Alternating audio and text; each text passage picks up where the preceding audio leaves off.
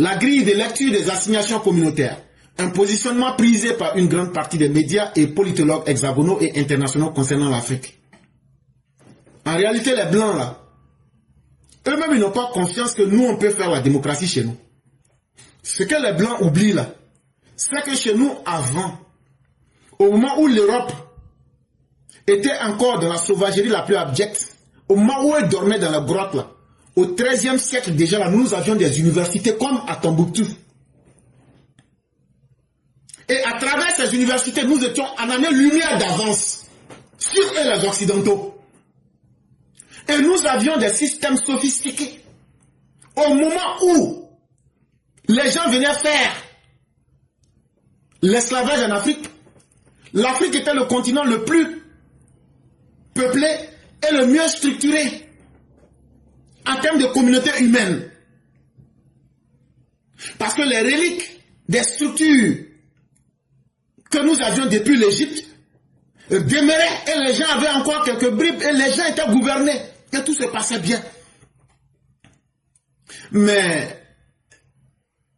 l'histoire ainsi faite, quand toi-même tu refuses de travailler, quand tu refuses d'assumer ton histoire, les derniers d'hier vont venir te dépasser aujourd'hui et demain ils vont te donner des leçons. C'est ça qui est devenu le cas de l'Afrique aujourd'hui. Mais la majorité des Africains ne semblent pas mesurer la pleine conscience des défis que nous avons. Aujourd'hui, c'est nous qui partons copier des modèles en Occident et qui venons les appliquer. Aujourd'hui, l'Africain est le seul qui cherche des modèles qu'il veut appliquer. Mais il ne s'en sort pas, mais il ne se dit pas, si ce que les autres me donnent ne marche pas, pourquoi ne pas regarder à l'intérieur de moi-même? Et donc, puisque nous ne sommes pas capables de faire nous-mêmes nos propres exercices, aujourd'hui, des gens restent en Europe et ils peuvent bien se moquer de nous. Ils peuvent bien nous faire des leçons. Parce que, comme disait Hegel, nous voulons vivre dans l'enfance perpétuelle. Nous ne voulons pas grandir. Nous voulons même que les autres nous habillent. Ce sont les autres qui nous soignent. Ce sont les autres qui nous donnent à manger. Ce sont les autres encore qui doivent être capables de réfléchir à notre place. À partir du moment où un peuple se met dans un tel état, cela finit par convaincre les Occidentaux que l'Africain ne peut pas grandir de lui-même. L'Africain ne peut rien faire de lui-même. L'Africain ne peut pas réfléchir de lui-même.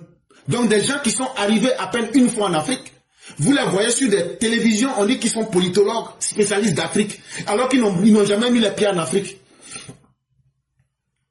Des gens qui animent des médias internationaux vont vous dire ce qu'ils ont envie de dire parce que quelques politiciens sont passés là pour leur remettre de l'argent.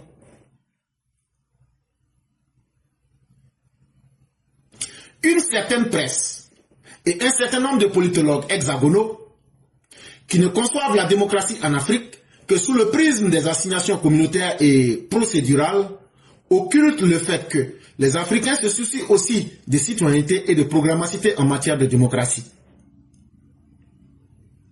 Et là, les gens que je viens de vous décrire, qui se disent politologues, qui se disent spécialistes des presses, pour eux, la démocratie en Afrique, nous les Africains, nous n'avons pas encore compris ce que c'est que la citoyenneté.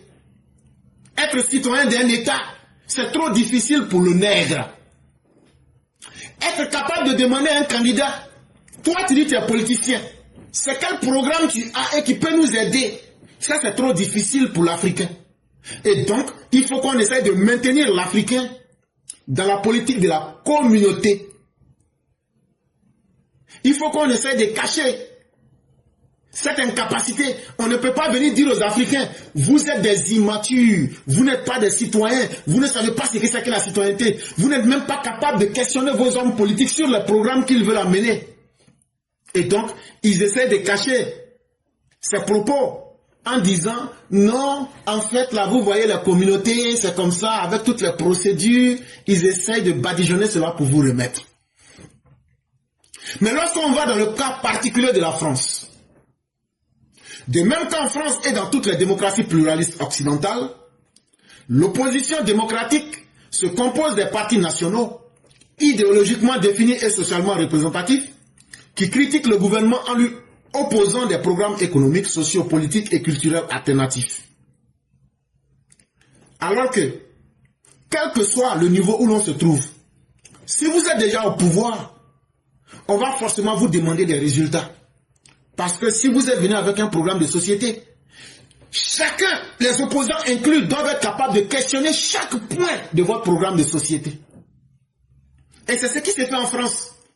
Les opposants peuvent critiquer le gouvernement, montrer d'autres programmes économiques, sociaux ou même politiques qui sont bien meilleurs que celui du gouvernement. Mais lorsqu'on arrive en Afrique, et particulièrement en Côte d'Ivoire, les populations qui ne se réduisent guère aux militants partisans entendent aussi que les partis d'opposition s'opposent au gouvernement sur la base d'alternatives et de solutions programmatiques déclarées. C'est la même chose que nous espérons. Si on dit qu'il y a un parti au pouvoir qui est en train de gérer et un parti composé d'opposants, ceux-là aussi doivent être capables de faire la même chose en démocratie. Comment critiquer un gouvernement sur la base de ce qu'il est en train de réaliser en lui disant « mais il y a quelque chose encore qui est bien meilleur que ce que vous êtes en train de faire ». C'est ça qui doit être le rôle des oppositions. Et donc il n'y a pas une opposition qui est taillée sur mesure pour l'Occident et une opposition qui est taillée sur mesure pour l'Afrique. Et c'est cette leçon-là que nous souhaiterions donner d'abord aux soi-disant politologues de l'Hexagone, de l'Europe, ou bien aux soi-disant intellectuels d'Europe. De la même manière que vos opposants fonctionnent là. C'est comme ça aussi que ça doit fonctionner chez nous aussi en Afrique.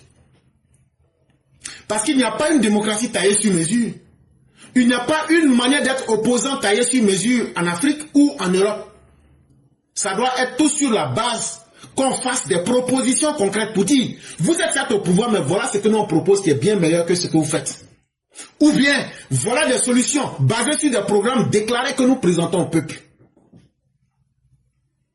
En Côte d'Ivoire, le PPACI, ce parti honteusement du FPI, de Laurent Gbagbo en minuscule, et le PDCI d'Ari Kona Bédié, qui ont au demeurant déjà gouverné la Côte d'Ivoire sous le mot d'ordre de l'ethno-nationalisme d'épuration, avec des bilans catastrophiques que l'on sait, ont-ils satisfait à ce réquisite d'opposition programmatique citoyenne? Et donc la première question qu'on va se poser à ces intellectuels européens ou bien à ces médias européens, nous allons leur poser une première question. C'est quoi on appelle la capacité à la reddition? La capacité de venir rendre compte au peuple. Si eux ils restent en Afrique, et pardon, en Europe, pour se masturber sur la Côte d'Ivoire sans chercher à comprendre de quoi il est question, nous allons leur rappeler que le FPI qui est devenu honteusement PPACI là, c'est parce qu'ils ont accumulé des lacunes que eux-mêmes ne veulent pas supporter qu'ils se présentent aujourd'hui comme PPACI. Et que le PDCI qu'ils voient là, que ce soit le FPI ou même le PPACI, ils ont déjà dirigé la Côte d'Ivoire. Mais quel était leur programme quand ils étaient au pouvoir? C'était de faire des génocides en Côte d'Ivoire. Parce que parler d'ethno-nationalisme d'épuration, c'est être même gentil. Leur programme, c'était comment effacer une partie du peuple. Leur projet de société, quand ils étaient là en train de gouverner là, en 1993 et le 11 avril 2011, c'était comment massacrer la population. Et ce bilan catastrophique là, si eux ils ne le savent pas, nous on va leur rappeler ça. Si eux peuvent supporter le PPACI et le PDCI aujourd'hui avec ce bilan génocidaire, c'est qu'ils ne doivent plus critiquer Hitler. C'est que Auschwitz a été une bénédiction. Si eux peuvent dire que ces partis-là aujourd'hui ne sont pas, ou même n'ont pas le droit de leur demander des comptes, c'est comme si on disait à Hitler de ne pas rendre compte à Nuremberg. Et nous ne serons pas d'accord avec ça. Et nous allons vous dire ça clairement. Ces deux partis ont une gestion et un bilan catastrophique. Mais une fois devenus opposants, sans avoir été capables de faire le bilan aux Ivoiriens, sans avoir été capables de demander pardon aux Ivoiriens, une fois que ces deux partis deviennent des partis d'opposition, ils sont incapables même de proposer des solutions et des programmes de société aux Ivoiriens. Et là, qu'est-ce que vous en dites? Ça aussi, il faut bien qu'on vous demande. Si vous êtes vraiment des politologues, si vous êtes vraiment des intellectuels, répondez à cette question de façon pratique et pragmatique. Est-ce le cas en ces deux partis qui captent indûment la lumière dans l'opposition ivoirienne au détriment d'autres nouvelles forces et qui par ailleurs ne se sont jamais livrés à un agenciamiento interne susceptible de réinsérer pleinement dans le projet républicain et démocratique? Voilà aujourd'hui deux partis politiques qui n'ont rien à offrir aux Ivoiriens et qui n'ont jamais été capables d'offrir quoi que ce soit aux Ivoiriens, mais aujourd'hui qui veulent utiliser la manipulation, qui veulent utiliser le bavardage pour tromper le monde et pour tromper les Ivoiriens. Est-ce que ces partis politiques, ceux qui les animent aujourd'hui, ont été capables de faire leur mise à jour, même à l'intérieur de leur propre parti? Allez regarder le désordre qui existe dans leur propre parti. Allez regarder comment leurs militants sont traités à l'intérieur de leur propre parti. Ils ont été tellement incapables que même aujourd'hui, à l'intérieur de leur propre parti politique, le PDC et le PPACI, ils ne sont pas capables de se dire on a commis trop d'erreurs et il faut qu'on se corrige. Et donc, c'est cette incapacité à se corriger là qui a fait qu'ils n'ont pas pu se réinsérer dans le projet républicain et démocratique actuel. C'est cette incapacité de se mettre à jour qui fait qu'aujourd'hui, là, ils n'arrivent pas à comprendre le jeu démocratique et le jeu républicain qui se passe en Côte d'Ivoire. Et ça, est-ce que c'est la faute du parti au pouvoir qui est le RHDP? Est-ce que c'est le RHDP qui doit aller faire la mise à jour à l'intérieur de ces partis?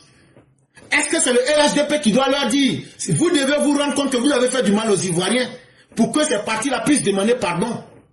Ce n'est pas notre rôle. Ça veut dire qu'ils ne sont pas républicains. Et allez regarder comment les gens sont nommés, dégommés, comment les gens sont traités dans leur parti politique et allez voir et venez nous dire s'ils sont démocratiques ou pas. Voilà ce que vous devez d'abord regarder avant de faire du bavardage et du verbiage dans les médias. Et si le résultat de cette élection présidentielle ivoirienne s'expliquait prosaïquement par le fait qu'une grande partie de la population ivoirienne se soit reconnue dans le programme libéral gouvernemental d'investissement économique et de reconstruction des infrastructures, et cela en dépit de certains échecs en matière de redistribution. En réalité, il faut se poser les vraies questions. Nous n'avons pas dit que la gestion du président Alassane Ouattara est une gestion parfaite. Parce qu'en matière de redistribution des richesses, quand tu vas prendre les données du FMI de la Banque mondiale, ils vous disent qu'on a beaucoup d'efforts à faire pour redistribuer la richesse. Et ce n'est pas faux, c'est la vérité. Mais, quand tu regardes le travail qui a été fait, quand tu regardes aujourd'hui le seul gouvernement, le seul parti politique qui est capable de présenter un programme de société, le seul gouvernement qui a un plan d'investissement économique, le seul gouvernement qui a une structure de reconstruction des infrastructures en Côte d'Ivoire, quand tu regardes le travail qui a été fait, il faut être capable aussi d'expliquer cela aussi si on est vraiment des intellectuels, si on est vraiment des politologues. C'est ça aussi, être capable de réfléchir sainement, mais de réfléchir de manière impartiale. On ne parle pas parce que ça nous arrange aujourd'hui. Mais en réalité, nous savons pourquoi vous parlez ainsi. Tous les groupes et les réseaux d'intérêt qui avaient pensé qu'ils allaient créer le désordre en Côte d'Ivoire pour pouvoir profiter de ces vauriens que vous avez, je parle de Tidjam Thiam et de Laurent Gbagbo, tous les réseaux français et européens qui avaient misé leur argent et leur foi en ces personnes-là, c'est parce que vous êtes déçus et donc vous prenez des intellectuels, des soi-disant politologues, des médias en manque de publicité pour essayer de saboter la Côte d'Ivoire. Mais cela ne saura nous distraire. Parce que la volonté des Ivoiriens, c'est celle-là qui est la Côte d'Ivoire. Et c'est cette volonté de reconstruction, d'un programme clair, cohérent en termes d'investissement économique, en termes de reconstruction, en termes d'amélioration des conditions de vie des Ivoiriens. Ce programme-là, il est clair et c'est ce que les Ivoiriens ont choisi. Les Ivoiriens ont dit, nous ne voulons plus l'échec. Aujourd'hui, nous avons un gouvernement qui est largement mieux que ces différents gouvernements que nous avions vus auparavant. Et c'est ça que les Ivoiriens ont choisi. Les Ivoiriens ont choisi le choix d'accorder la majorité de leur vote au parti RHDP parce qu'ils n'ont pas vu du côté des opposants une offre politique qui est meilleure que celle du RHDP. Même là où on peut critiquer le gouvernement d'Alassane Ouattara en termes de redistribution des richesses, si les opposants avaient montré un programme bien meilleur en termes de redistribution des richesses, on n'aurait pas voté le RHDP. Ça veut dire même là où on explique que le RHDP a échoué là, même dans son échec, il est encore mieux que les opposants tous réunis. En termes de défense, qui peut dire qu'il a bien dirigé la Côte d'Ivoire en termes de défense et de sécurité mieux que le président Alassane Ouattara? Parce qu'au fond, il n'a pas connu le terrorisme, au fond, il n'a pas connu le djihadisme. Et en termes d'intérêt, de représentativité des intérêts du plus grand nombre, aujourd'hui là, qui peut dire, quel gouvernement peut dire en termes d'inclusivité? C'est le seul gouvernement qui inclut tout le monde. Ne serait-ce qu'à regarder les éléments de développement qui sont partout en Côte d'Ivoire. On ne demande pas qui est qui, quelle ethnie, quelle religion. Le développement est en train d'être remis à niveau dans toutes les zones de la Côte d'Ivoire. Et donc c'est ça qui fait que les Ivoiriens sont allés plébisciter Alassane Ouattara. Maintenant, si ça ne vous plaît pas là, c'est votre problème. Si vous avez misé sur des chevaux aux pieds cassés, et qu'aujourd'hui vous êtes en train de pleurer pour vos argents que vous avez distribués, ce n'est pas, la Côte d'Ivoire ne vous doit rien. La Côte d'Ivoire ne vous a jamais rien demandé. Et c'est pourquoi nous-mêmes nous avons organisé ces élections-là sans prendre 5 francs avec quelqu'un. Pour ne pas que nous soyons redevables à des mercenaires intellectuels. Et justement, le président Ouattara, dans le budget de la Côte d'Ivoire, on a organisé ces élections sur nos fonds propres. Pour ne pas avoir affaire à des intellectuels bavards, à des intellectuels constipés, à des intellectuels éclopés, à des intellectuels qui sont en réalité des estropiés intellectuels, qui ne voguent que dans la direction de leurs intérêts, à des intellectuels sans moralité, qui s'estiment des politiciens, des politologues, des analystes. Ça ne nous fait ni chaud ni froid. Parce que nous, en tant que peuple, nous savons ce qui nous arrange. Et c'est dans cette direction-là que nous allons partir.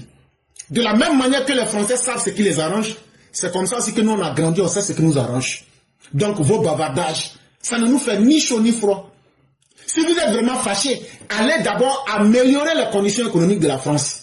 Cherchez à vous donner en France un dirigeant qui représente la France véritablement. Cherchez à aller corriger les défaillances aujourd'hui de la diplomatie française qui fait que les Français aujourd'hui sont traités comme des chiens sur la scène internationale. Allez chercher à avoir un homme qui peut traiter d'égal à égal face à Vladimir Poutine. C'est de cela que la France a besoin.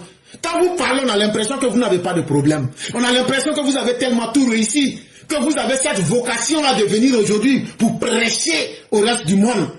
Mais alors qu'il y a tellement de lacunes chez vous-même là-bas. Aujourd'hui, est-ce que toute l'Europe de l'Ouest n'a pas plié sa queue face à Vladimir Poutine? Aujourd'hui, est-ce qu'en France, aujourd'hui, les gens s'en sortent économiquement? Aujourd'hui, est-ce que vous êtes fiers du dirigeant que vous avez à la tête de votre pays? Voilà autant de problèmes que vous pouvez réfléchir là-dessus. Allez spéculer sur ces questions. Parce qu'avant de venir traiter mes problèmes à moi, il faut d'abord que tu aies réussi à traiter toi-même tes problèmes. La France n'a jamais eu de problème qu'en cette époque-ci. La France que nous avions connue était bien meilleure qu'aujourd'hui. Et aujourd'hui, il y a une France de tous les problèmes à régler. Allez d'abord chercher à régler tout ça. Quand vous aurez fini de régler tout ça, des intellectuels lunatiques, quand vous allez montrer vos incapacités psychiques, vous allez comprendre que là, en France, vous avez plus à régler là-bas. Et les Français attendent des solutions pragmatiques. Ne vous musclez pas sur la Côte d'Ivoire, parce que nous avons déjà fait le choix qui nous arrange. Nous, aujourd'hui, là, la Côte d'Ivoire se sent bien meilleure aujourd'hui qu'il y a au moins 10 ou 20 ans. Alors que c'est le contraire chez vous. Il y a 10 ou 20 ans, la France était bien meilleure qu'aujourd'hui. Donc, ça veut dire que vous avez plus de problèmes que nous. Cherchez à régler vos problèmes d'abord. En quoi? Est-ce que le respect des mots d'ordre de boycott par les franges de la population ivoirienne, encore psychiquement conditionnée par la quinzaine d'années ethno-nationalistes et communautairement contrôlée par les deux partis dont elle constitue l'électorat captif, serait-il identifiable à un rejet de la présidentielle d'octobre 2025 par le peuple ivoirien? Voilà des intellectuels soi-disant qui restent là et qui font du réductionnisme. Ah non, puisqu'il y a des gens qui disent qu'ils ne sont pas d'accord, donc c'est le peuple ivoirien qui dit qu'il n'est pas d'accord. Point. Donc ça veut dire que les élections, c'est une fausse élection. En réalité, ça vous fait mal qu'un pays africain ait pris la pleine responsabilité d'organiser des élections sans avoir recours à vous les Occidentaux. Ça vous fait peur parce que ce modèle de souveraineté vous montre que l'Africain a vraiment grandi. Et c'est ça qui vous fait peur en réalité. Parce que vous étiez psychologiquement conditionné à ce que le nègre vienne toujours vous tendre la main. C'est ça qui vous fait mal en réalité, mais vous n'avez pas le courage de le dire clairement. Et donc, vous passez par des stéréotypes et des clichés pour dire que non, en réalité, il y a deux partis politiques là, comme eux ne sont pas d'accord là, donc c'est le peuple qui n'est pas d'accord. Et donc, comme c'est le peuple qui n'est pas d'accord, donc l'élection n'est pas une bonne élection. Mais on s'en fout de vos avis. Nous aussi, on peut vous dire que c'est un PD qui est à la tête de votre pays. On peut vous dire ça clairement. C'est un PD qui est à la tête de votre pays. Et ça ne nous intéresse pas. Chaque peuple se donne le dirigeant qu'il veut. Voilà des partis politiques qui ont dirigé de 1993 en 2011. Mais leur projet de société, c'était d'utiliser leur communauté pour contrôler l'État. C'était d'utiliser leur communauté pour créer le génocide. Et donc des personnes qui sont des captives, des esclaves du tribalisme et de la haine et du génocide, si ces réfractaires demandent qu'on exerce ce qu'elles aiment et que nous disons non, donc c'est ces personnes-là qui représentent le peuple. Et donc, ces élections sont mauvaises. Le jour que vous allez plébisciter Hitler avec Joseph Himmler, pour dire que vraiment, il représentait un idéal en société, c'est ce jour-là aussi, le lendemain, là, que nous aussi, on va plébisciter ces personnes-là. De la même manière que vous haïssez Auschwitz, que vous haïssez Hitler, c'est comme ça aussi que nous, on hait ces ethno-génocidaires. Et on ne va jamais accepter leur dictat dans notre société.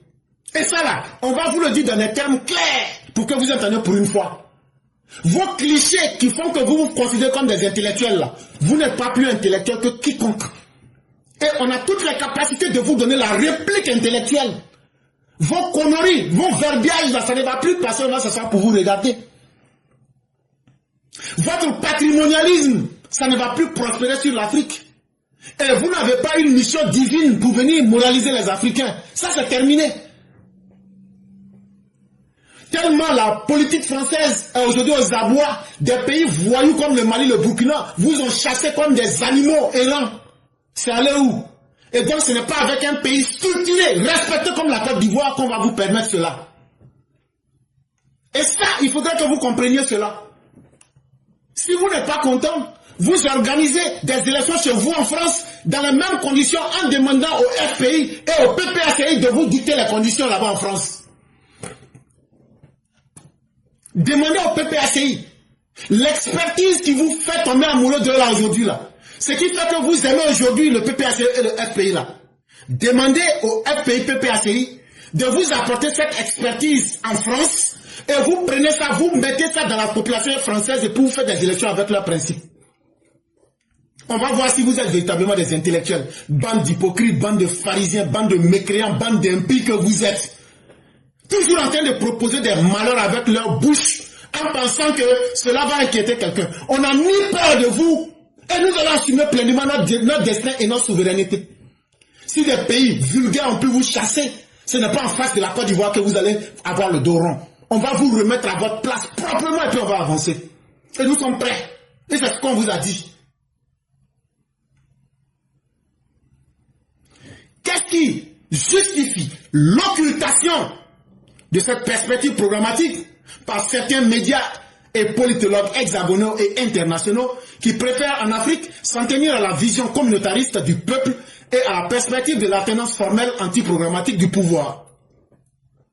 Vous qui dites que vous êtes des politologues, des soi-disant intellectuels, je vous pose la question suivante. Lorsque vous cachez la réalité, montrez les deux faces de la réalité.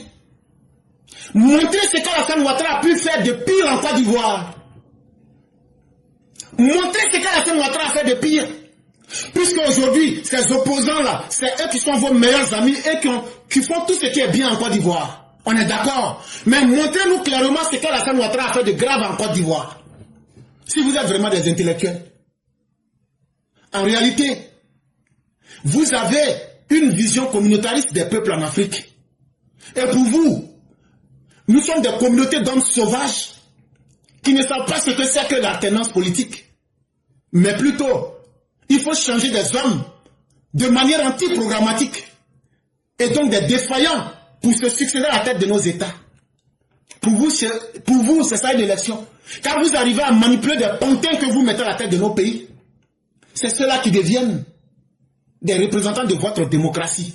Est-ce que c'est ce que vous faites chez vous en France? Et donc vous n'allez pas pouvoir nous distraire. Ça c'est terminé. Ça c'est au temps de Thomas Sankara et autres. Les mêmes universités que vous avez fréquentées là, c'est les mêmes universités qu'on a fréquentées. Et nous ne sommes pas complexés en face de vous.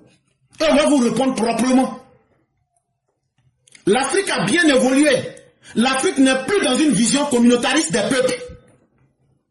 Aujourd'hui, ce que nous recherchons dans nos pays, ce sont des hommes politiques capables d'avoir des programmes. Contrairement à ce que vous souhaitez, prendre des marionnettes, des pantins sur qui vous avez investi. Et aujourd'hui, vous regrettez d'avoir investi. Et vous criez, vous critiquez, vous faites des grimaces. Mais ça ne nous intéresse pas. Parce que ce n'est pas avec la Côte d'Ivoire que vous avez négocié. Et la Côte d'Ivoire ne sera pas un terrain de jeu pour des voyous qui se considèrent comme des intellectuels. Que certains médias et politologues hexagonaux et occidentaux puissent porter et relayer ce récit qui est celui d'une vision ethnique et confessionnelle du peuple et de sa représentation politique signifie clairement que ce positionnement pourrait relever d'une assignation, somme toute raciste et paternaliste, des Africains dans la démocratie communautaire. En réalité, ces soi-disant intellectuels, avec ces soi-disant médias-là, c'est eux-mêmes qui sont congelés dans leur racisme, dans leur paternalisme. Ils n'arrivent pas à comprendre que le monde a évolué. Et c'est pourquoi Vladimir Poutine vous l'a mis profondément. Vous pensez encore que on était encore en 88 et que les gens n'allaient pas se réveiller.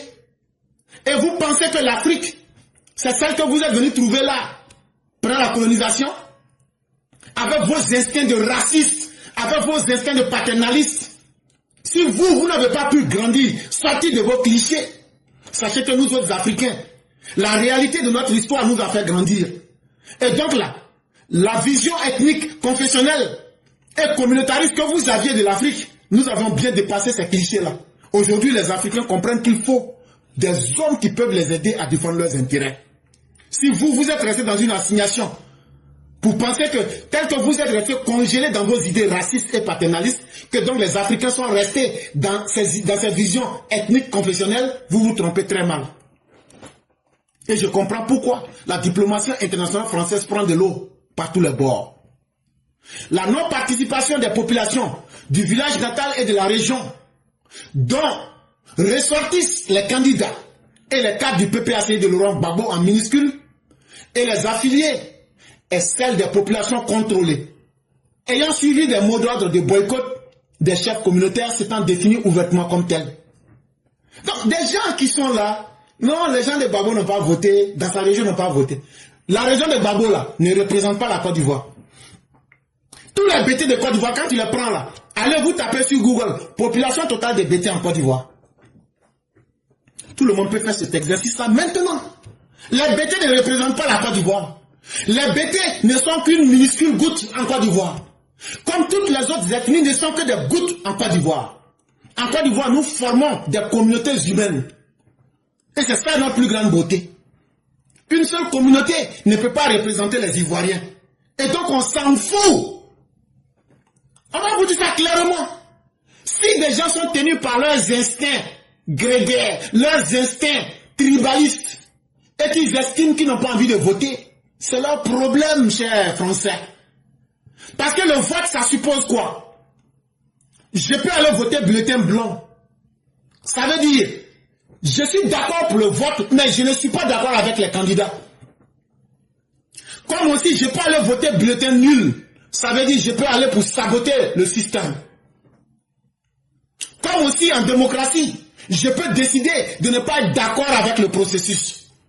Et si ces personnes ne sont pas d'accord avec le processus et qu'elles veulent maquiller leur haine et leur tribalisme et que c'est ça qui va être un justificatif, mais nous disons, nous nous en foutons pas mal. Et ce qui est arrivé à Nayo, que la prochaine fois soit encore bien meilleur, parce que ça ne nous fait ni chaud ni froid. Ce qui est arrivé à Nayo là, c'est aller-retour. C'est galette. On s'en fout. Ceux qui ont douffle là, ça les a loupés. S'ils sont des voyous là, ils n'ont qu'à sortir encore. La prochaine fois, la récolte sera très fructueuse. Si c'est ça qui leur fait peur là, la prochaine fois là, on va faire ça en grandeur nature pour leur remettre. Donc des haineux, des tribalistes, des ethno-nationalistes, des fascistes. Parce que eux, on n'a pas accepté qu'ils violent le droit. Sinon, pourquoi vous avez mis Nicolas Sarkozy en prison?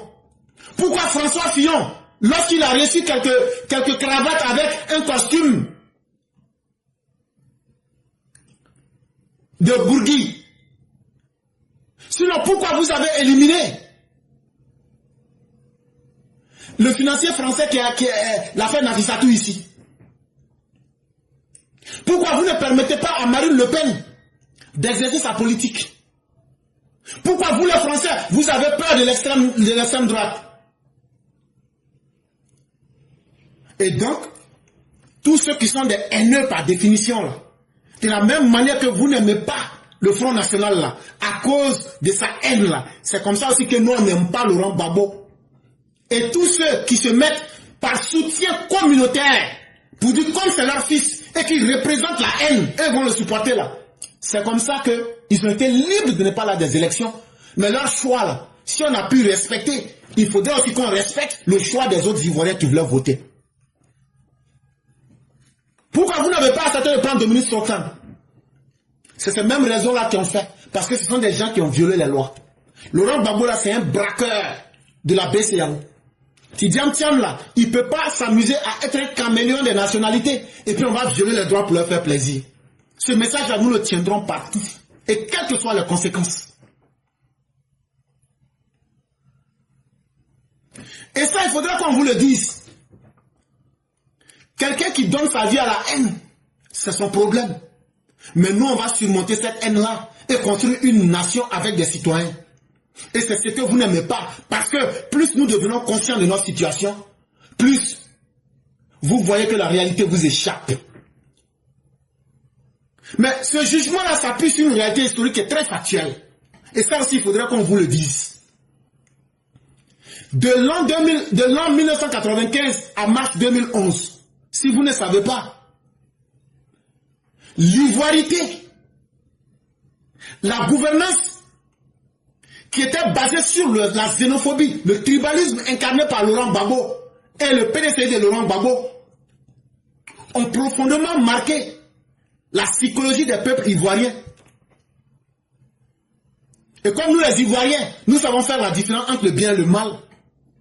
Tous ces malheurs que nous ont proposé Bédié et Laurent Gbagbo, quand on s'est assis, on a réfléchi, on dit on ne veut plus de ça.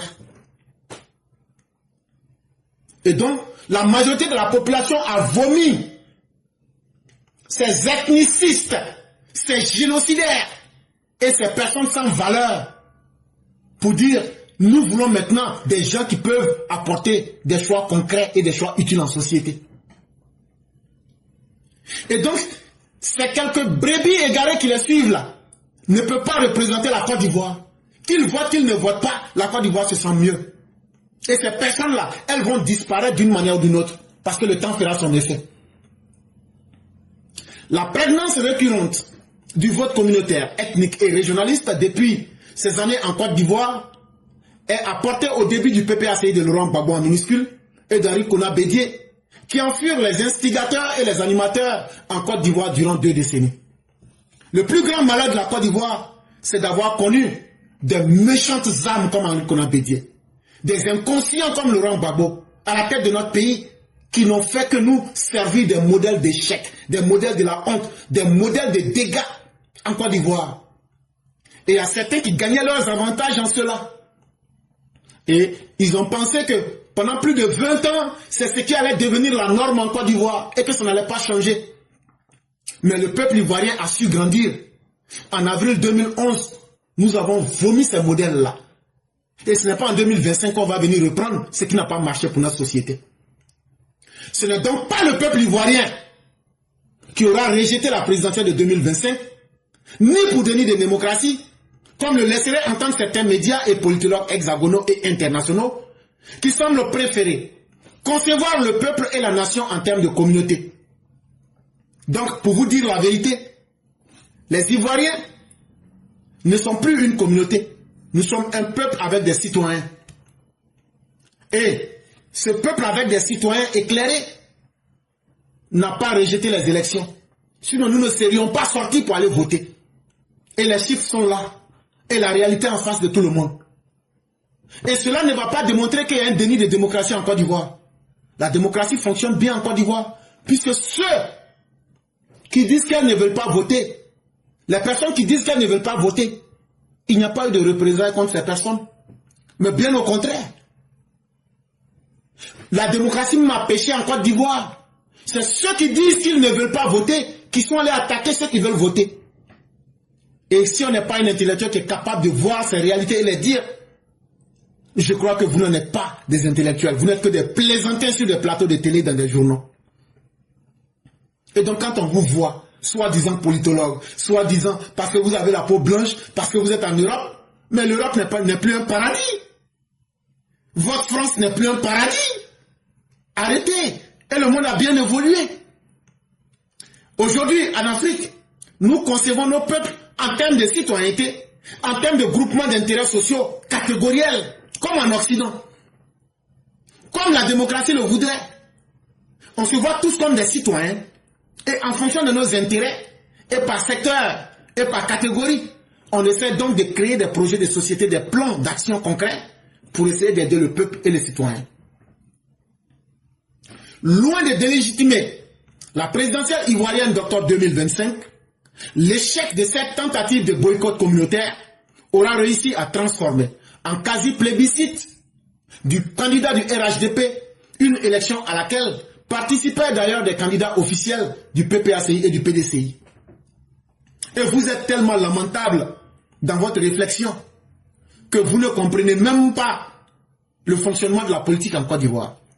Parce que le parti d'Henriette Lagou, c'est quel parti? C'est pas le PDCI. Le parti COD de Bion, c'est pas PDCI. Mais comme je vous l'ai dit plus tôt, Tidiane Thiam, dans ses velléités dictatoriales, a dit c'est soit lui ou personne. C'est par frustration que ces personnes sont sorties du PDCI pour se présenter.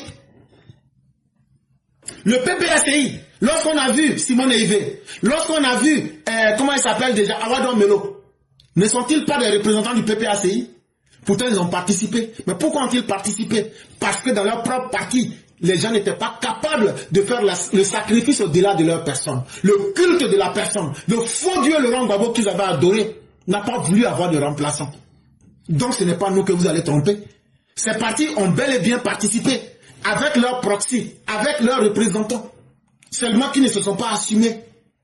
Et ça, parce qu'à l'intérieur de leur propre parti, il n'y a pas de démocratie, il n'y a pas de mise à jour, en plus de la haine communautaire qu'ils sont en train de distribuer.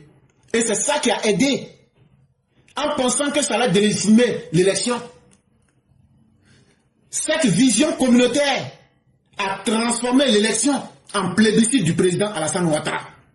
Et Alassane Ouattara a été élu à 89,77% avec un taux de participation de 50,17% de la population électorale. Et voilà donc la réalité en face de chacun. Mesdames et messieurs, nous vous disons merci.